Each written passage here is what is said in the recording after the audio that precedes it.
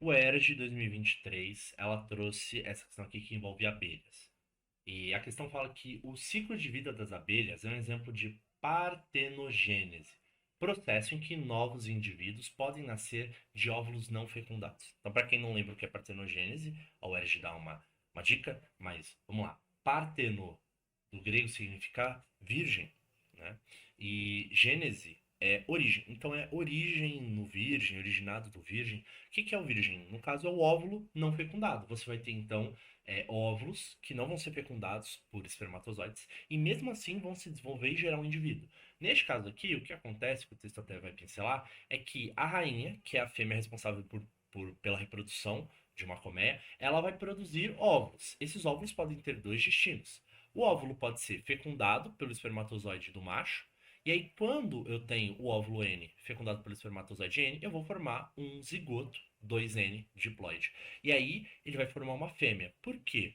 Porque nas abelhas, ser 2N, ser diploide, significa que eu sou fêmea, tá? Mas se esse óvulo não for fecundado, ele vai passar pela partenogênese. Um óvulo que não foi fecundado vai se desenvolver, e aí eu tenho o desenvolvimento de um indivíduo N, porque ele não vai ter o outro conjunto de cromossomos vindo do espermatozoide, né? E aí, esse indivíduo N vai ser macho, ok? Então, como a questão desenvolve, sabe-se que óvulos não fecundados são células que dão origem a indivíduos haploides, os machos, justamente. Já óvulos fecundados dão origem a indivíduos diploides, as fêmeas. A sequência a seguir representa a reprodução desses insetos, que é a imagem aqui ao lado, né?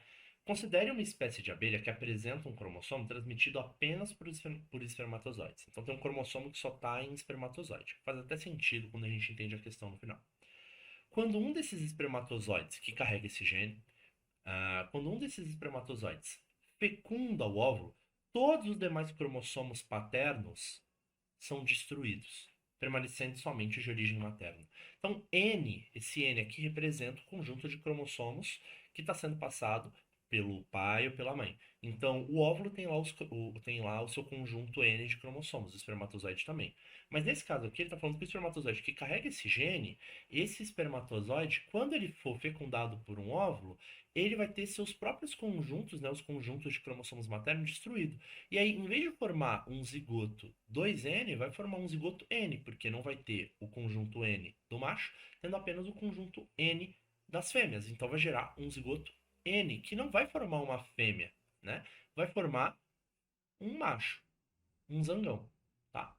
Então, esse processo aqui vai gerar apenas machos, zangões. Então, dá para dizer que, a longo prazo, o predomínio desse cromossomo é desvantajoso para a população de abelhas por formar apenas indivíduos do seguinte tipo: indivíduos machos. A nossa resposta é A. Eu vou formar apenas indivíduos machos, N, né? Diploides não serão formados, operárias são fêmeas, e eu não vou formar fêmeas nesse processo aqui, e homozigotos, né? Aí, homozigoto significa que eu tenho dois alelos iguais, e não é exatamente esse o caso, até porque eu não posso ter dois alelos iguais se eu não tenho dois pares de cromossomos, que seria ser, é isso que significa ser diploide. Eu tenho pares de cromossomos homólogos, né? Como esse indivíduo formado é haploide, ele não tem pares de homólogos, não pode ter dois alelos iguais.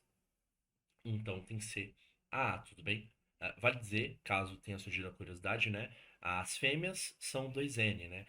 Mas elas podem ser operárias ou rainhas. Como é que isso é definido? Quem é operária e quem é rainha? Isso não é genético, né? Todas as larvas fêmeas têm o potencial de se tornar rainha, só que as larvas que se tornam abelhas rainhas, elas têm um tratamento especial, uma alimentação especial. Elas são alimentadas com uma substância que a gente chama de geleia real. E aí elas acabam se diferenciando das operárias. Tudo bem? Espero que vocês tenham gostado. Deixem o like, se inscrevam no canal e até uma próxima.